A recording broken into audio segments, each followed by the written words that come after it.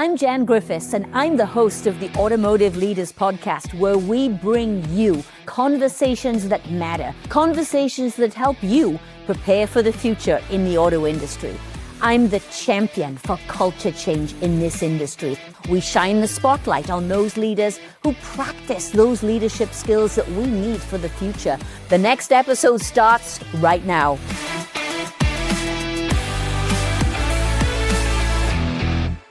How do you take a legacy auto company from survival mode to leading industry performance levels and anchor that in culture and operational execution? Well, that is the Tenneco story. Quite possibly the greatest leadership and turnaround story this industry has seen. In under 3 years, under the leadership of Jim Voss and his team, this company has doubled its EBITDA and EBITDA margins to become a leader in its peer group. Now, the question we're all asking is how? How is this even possible? With the level of complexity that Tenneco has, 158 manufacturing sites, a number of tech centers and distribution centers. They cover global complexity, 28 countries, over 60,000 employees, and an added complexity of managing over 30 brands. If that doesn't define complexity, I don't know what does. This interview is so important that we've split it into 2 sections. The first section, we'll talk about the man, the mess he walked into, and the moment. In the second episode, we'll go deep into the how. And it gives me great pleasure to bring onto the show the CEO of Tenneco, Jim Voss. Jim, welcome to the show. Thank you very much, Jan. It's fantastic to be here.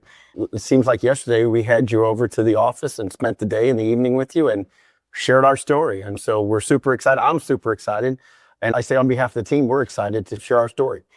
And what a story that is. I mean, who are you, Jim Voss? You came out of nowhere. You haven't been in this auto industry for decades. We're used to CEOs of large tier ones like Tenneco coming from within the industry, but you came out of nowhere. So tell us a bit about your story. I've been in the industrial and chemical sector for almost 30 years now. And it's certainly accurate. I've never been in tier 1 auto. But I'll tell you, when I took the job and I started thinking about being directly in the throes of automotive, if I go back over the last 20, 25 years, almost every product I've been a part of making, if you will, chemicals or industrial, goes into auto.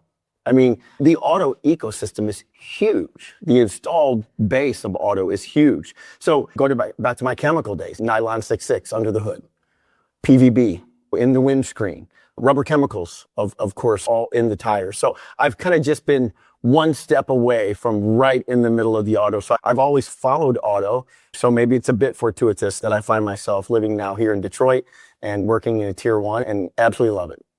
Now, you have a PE background. I do. In fact, if I ask people in the industry about the Tenneco CEO, you know what they say? They say, oh, the Apollo guy. The Apollo guy. So tell us about that. I'm incredibly proud to be a part of the Apollo team. It's coming up on 15 years now. And if you go way back, actually, for about 4 or 5 years, I've worked in a Blackstone company. That was my first introduction to private equity back in the day. So I think I've worked in every ownership structure there is. I've worked in certainly private, public, family-owned, bankruptcy. I was part of the team that got Monsanto Chemical, Solutia at the time, out of bankruptcy. Jan, I didn't put it in bankruptcy. It was a team to get it out of bankruptcy. So I think what I've learned is there's no best ownership structure. I think there's the right ownership structure for the right company at the right time. Yes. And so that's what I like it. Being a part of Apollo, the core values of Apollo are very similar to my own, very similar to Tenneco. And I think we create value the old-fashioned way, right? We bring in world-class talent. We create great cultures. We make the company stronger, the corpus of the company better, and then we find that new owner. Now, you walked into Tenneco in November of 2022. 17th. November 17th. November 17th. Who's counting, right? Yeah, who's counting? Who's counting? So you walk in November 17th, 2022. What did you find? Tell us about your first impressions and the challenges the first 90 days. It was very challenging. And it was actually before then, because we signed the deal about 6 months before we closed it.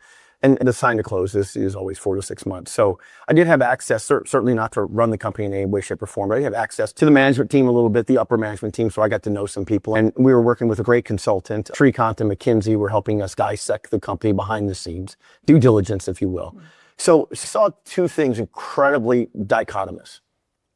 Number one, a great company. Two great legacy companies, Tenneco, Federal Mogul, great people, great technologies, breadth, strength in terms of a global perspective, but really struggling from a cultural perspective and its ability to execute. And so from where I sit, and I don't speak for Apollo, but from Apollo, it's a perfect time, not just private equity, Apollo, because all private equity is not remotely the same. It's a perfect time for Apollo to partner with a great management team and really do something special with Tenneco. Yeah, not every private equity is the same. No. I've worked for Platinum Equity or for two of their different portfolio companies in the past. And people often think that private equity is this awful, nasty, aggressive, brutal environment. Right. And I went into the Platinum environment, and honestly, I have never felt more empowered and freer in my entire life. The creativity flowed. I wasn't told to put a damper on my personality and not to be so direct. In fact, I would say Platinum encouraged it. Absolutely. And so I think that we have to sort of understand that myth behind private equity. So you didn't come in here with what many think is the aggressive, cost-cutting, slash and burn mentality, did you? No, not even close. Number one, that's never, ever the right strategy, in my opinion. Did we have to reset the cost basis in some areas? Absolutely, yes. You can't have an inflated cost basis to your peers. Did we have to make some tough calls? Of course, the answer is yes. But the strategy here was, like I said, the good old-fashioned way. You come in, the culture that I and we inherited was a very, very top-down, command and control, very toxic culture. And so we had to change that culture quickly. And I knew that right out of the gate. And what forms a culture? Leaders. Leaders' behavior forms the culture of the company. So I knew I was going to have to make a lot of changes right out of the gate in terms of leadership if we were going to get the culture right and ultimately then the performance that we needed right. So I will tell you, it was not easy, but it was by far a slash and burn. This was a very, very purposeful, thought out strategy to bring in world-class leaders, create a world-class culture, invest hundreds of millions, if not millions of dollars into the organization, into the manufacturing of the organization, and really make this company stronger and better. And that's what the team did. As I'm listening to you talk and I'm thinking about maybe a plant manager in an old legacy plant who's used to command and control, right? There's a ton of them out there, right? They know how to operate in that system. In fact, many of them don't know how to operate any other way. And here comes Jim Voss with a different idea that is completely the other side of the spectrum from command and control. How do you start to get people to see your way of leadership as the way? It's difficult, but I will tell you this. You start by just stating the obvious. Number one, the most important part of our company is the manufacturing plant, is that distribution center, where the people do the real work. And you have to take that pyramid of supporting the top, if you will, the top one or two people in the organization, and turn upside down and say, listen, I exist to make sure that the men and women out in the field, if you will, have what they need to be successful. And I said, day one, it's going to start with safety. And it's going to start with us putting the pinnacle of this organization on the manufacturing and distribution centers. Everything we do is about making them successful. Everything I do, I say, my job isn't to score touchdowns for Tenneco. I'm a blocker and a tackler for the folks out there doing the work. And I don't just say that because it sounds like something a CEO should say. That's what we do. And every single decision we make, every dollar we spend is about how we're going to make them more successful, how we're going to have that sustainable competitive advantage, which is our culture in the Tenneco way. And at first it's words, like everything else. Yeah. But like culture, it's not what leaders say, it's what they do. And so you just need to be consistent. You need to be articulate. And the field, the people out in those plants, the plant managers, that man or woman out there running the plant need to catch you doing it right. Consistently, all the time. And that's what we do. And I think they're excited about it. It's like, yes, this is the way it should be. And I think there's a tremendous amount of excitement. Yeah. Now, when you walk into auto, I know that you've been sort of auto adjacent, but when you walk into what I would call a hardcore legacy tier one, like Tenneco, what were some of your observations and about the industry in general? There are unwritten rules, so there's a playbook that we have in auto. Yes. And some of the things we do, we've just done forever and we do it. And somebody coming in from the outside might go, wait a minute, that's crazy. Yeah. Share some of those observations with us. It's not just auto. I think every industry you've been in a long time, whether it's chemicals or other part of industrial, have their own status quo. And I think the auto industry is amazing. But right now is, to me, the most exciting time to be in auto. Yeah. I haven't been in it the last 10 or 20 years. People in town, we're in Detroit today, have forgotten more than I'll probably learn about the industry. I think it might be to my advantage though, Jan. I don't have some of those. I don't know some of those things. I don't have those blinders. Why I think it's helpful now is it's in such transformation. What's worked over the last 10, 20, 30, maybe even 50 years and worked well for a lot of companies is not going to work well over the next few years even. So bringing in a different perspective, I think, is maybe an advantage. But I certainly see, I think it's unfortunately, the auto industry has been part of creating some of the best practices in manufacturing industry if you go back a long time. Yeah. But with the change, not just the powertrain transformation, the drivetrain, not just electrification versus ICE, but just the global competition. And then I would argue the speed at which this auto industry now is moving in China and moving it to where organizations just have to change their approach. And one of our bedrocks is velocity. So I think not having some of those pieces from my past being on has been helpful, but you really, really have to be very specific and deliberate in helping people understand what needs to change for us to win in the future. Yes. And I agree with you. I think that legacy auto, it's really hard to change because we're so entrenched in our playbook and the ways of doing business. And we're very much focused on incremental steps of improvement within our silos because we love our silos. We've been operating like that for, I don't know, over 100 years. And we like that. We feel safe. And a lot of the CEOs out there and leaders out there came up through that system. So it's very hard to say, look, let's go back and with a clean sheet of paper, which is what the Chinese OEMs did. Absolutely. They had a clean sheet of paper. They didn't have all that legacy baggage.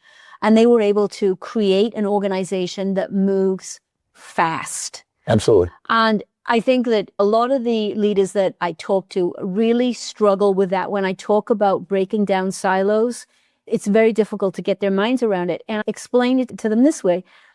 Legacy auto, think of it as a relay race, whereas you'd run your bit and then you hand it off to the next person or the next silo. Right. The classic is your early supplier involvement, supplier development, early on in the process, right? It's very linear. You do your bit and you hand it off to the next person. Right. That is not the way the Chinese OEMs operate.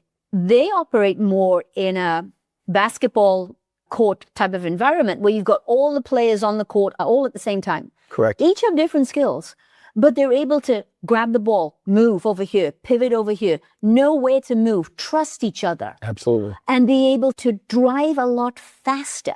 And that's so hard to get that mindset change through. How do you do that? Well, and they have an advantage. There's an advantage of having a 50 or 100-year legacy and all the great things that come with that. There's a disadvantage that you have to, unfortunately, moving forward, undo some of those things. Yes. The companies that have been formed over the last 5, 10, or 15 years don't have the disadvantage part that they have to undo. They can only start from that clean sheet. Yes. And so it's a little bit easier. How you do it is you have to understand how to create a culture of organizational velocity. I don't think most people understand it. And if they do understand it, it's very difficult. Because in simplest of terms, you need three things. You have to, I always say, it's strategy, structure, competency. Number one, you have to have a strategy that is solid for winning going forward. Check. Let's move that aside. You have to have a structure in your organization that is able to move with velocity. Mm-hmm. We're all aircraft. A lot of us are aircraft carriers. Some of our aircraft carriers are bigger than other aircraft carriers. But we have to be able to pivot like a speedboat. And you can do both, but you have to think about the structure you put in place that allows it to do that. Decision-making out in the field, competencies out in the field. And the last one is competency. And I say competency and not people, because of course the competency is about the people. But I say it internally because I want to think about the competencies a leader needs to be able to move with velocity. Back in the days where it's incremental thinking, it doesn't work that way anymore. You have to have leaders that are fearless. And you have to have leaders that have the ability to make decisions without 100% of the information. Yes. They're skill set specific to what's going to win going forward that is not consistent with what you have in the past. So you have to look at that team, if I made that basketball team that was able to win 20 years ago, is not going to win today in the NBA. 3-point line, taller people, faster game. So it's not a bad or good or bad. It's just different competencies, and you have to make those tough calls. So listen, I think it's very controllable, but what people don't understand is you got to get it all right. It all has to happen. If you just get 90% of it right, it still doesn't move with velocity. Just think about a car's engine. One little thing goes wrong and the whole thing shuts down. That's org velocity. That's what makes it so difficult. It's not complicated, if you will, but it's difficult to put all those pieces in place. We take tremendous time analyzing each of those pieces, especially the competencies. We've had to make tough decisions around leaders who are incredibly smart, incredibly gifted folks who don't possess the competency to play the game the way the game needs to be played going forward to win. And that's a very tough decision for some of the legacy companies like ours, quite frankly, to make. Yeah. But you have to make those tough calls. How did you learn how to do this, Jim? This idea of organizational velocity and speed of decision making, where did that come from within you? I have a very untraditional upbringing. I'm not an engineer. I am married to an engineer. I'm not an engineer. I'm a psych, soc, OD master's major. I did get my MBA, so at least the engineers would respect one of my degrees. But I think I've always been a student of human behavior. So often, we're so focused on the numbers. We're so focused on the performance. And believe me, I have to perform. Yes. I have to perform at a high level. My job is to create shareholder value, and Apollo feels the same way on my behalf. But how do you do that? You don't do it by talking about the numbers on the scoreboard. You do it by analyzing what's going on in the industry. What is it going to take to win? How do you differentiate yourself? What do your customers really want? Our purpose statement is to be the most trusted partner, first and foremost. Because as we go through all these changes, our customer base needs to know where our head is, and we're in it for the long haul, and they can trust us. They can trust us to be good stewards. They can trust us to continue to invest. They can trust us to not be perfect, but when we stumble, we make it right with them. And so I think that's super important, especially when you're in a transformation time in an industry. And then it's simply to be the best in the world at what we do. And I don't say that as a tagline. We invited you in. You saw some of our standards, some of the way we're driving the business operationally. And our intention is to be the world's best manufacturer.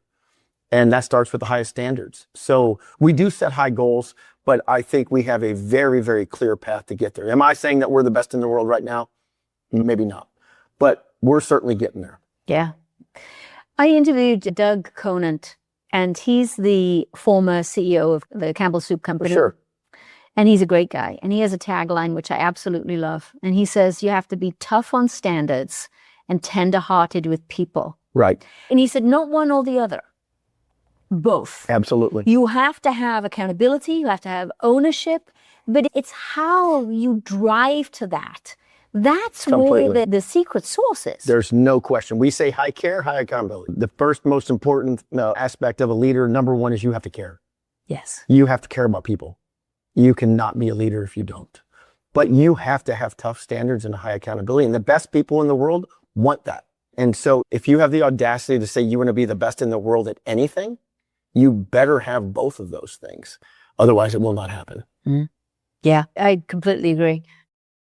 So that gives us a pretty good understanding of the man, the mess, and the moment. Stay tuned, because in our next episode, we're going to dive deep into the Tenneco way and exactly what that is.